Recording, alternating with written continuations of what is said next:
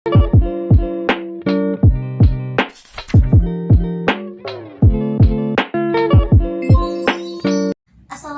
warahmatullahi wabarakatuh.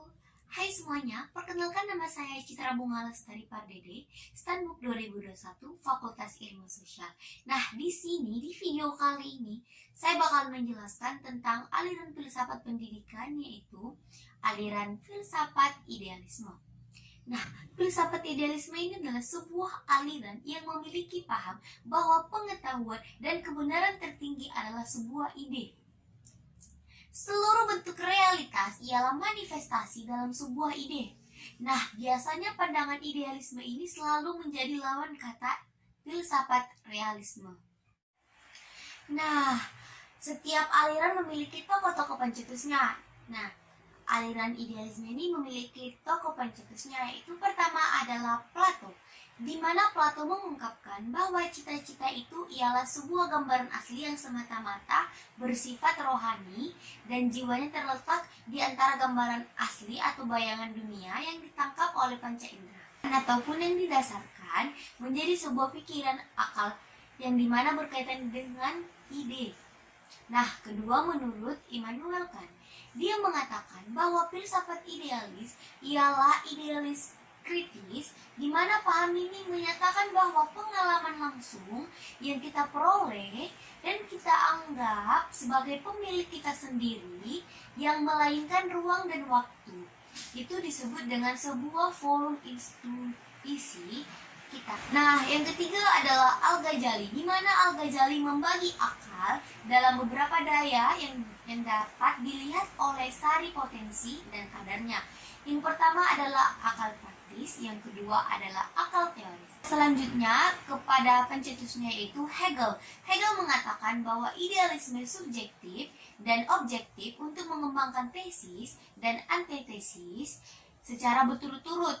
Hegel juga mengungkapkan bahwa pandangan sendiri yang disebut idealisme absolut sebagai sintetis yang lebih tinggi dibandingkan unsur pembentuknya. Nah, David Hume sendiri memberi pandangan bahwa sumber pengetahuan didapatkan dari rasio dan akal, di mana pengetahuan itu sendiri harus bisa diterima oleh panca indera dan membutuhkan pengalaman untuk membuktikan bahwa kebenaran dengan cara melakukan penelitian dan sebuah hipotesis.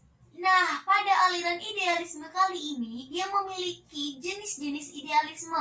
Yang pertama adalah idealisme subjektif atau immaterialisme, di mana seorang idealis yang bersifat subjektif mendirikan pendirian bahwa akal, jiwa, dan pemikiran-pemikiran atau ide-ide ialah segala sesuatu yang sudah ada, ataupun seperti halnya benda-benda, yakni seperti bangunan dan pepohonan itu sudah ada.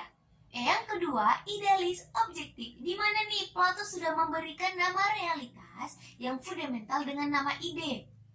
Nah, hal tersebut tidak berarti bahwa ide itu untuk berada dan harus bersandar pada sebuah akal.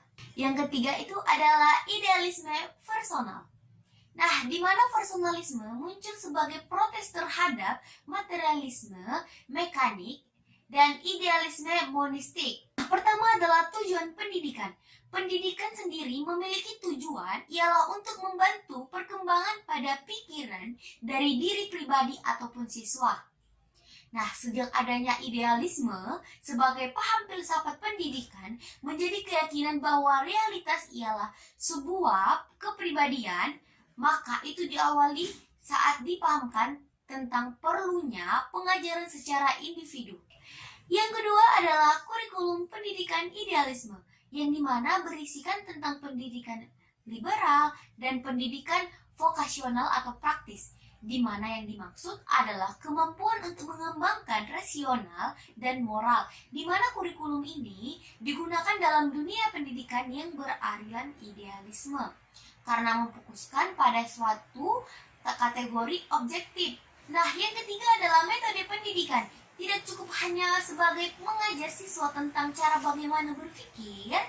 Dalam idealisme ini juga, metode pengajaran seharusnya didorong dengan pemikiran yang luas, mendorong untuk siswa dapat berpikir reflektif, dan mendorong pilihan-pilihan moral pribadi.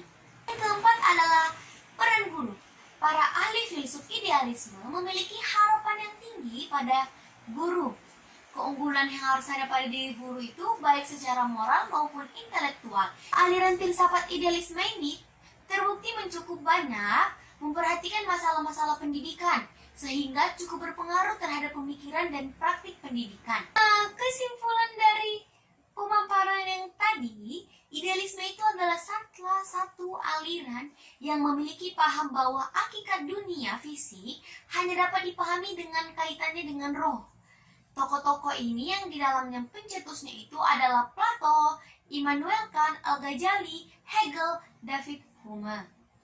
Nah, saran sendiri dari saya nih, seorang calon guru ada baiknya menjadi pendidik yang bertanggung jawab dan menciptakan lingkungan pendidikan untuk anak melalui sebuah kerjasama dengan lingkungan supaya anak mengembangkan luas cakrawalanya pemikiran mereka. Mereka juga berpikir bahwa guru ini juga bisa menjadi teman loh, guru ini bisa menjadi sahabat loh, tempat curhat dan pendukung mereka dalam setiap langkah yang mereka capai.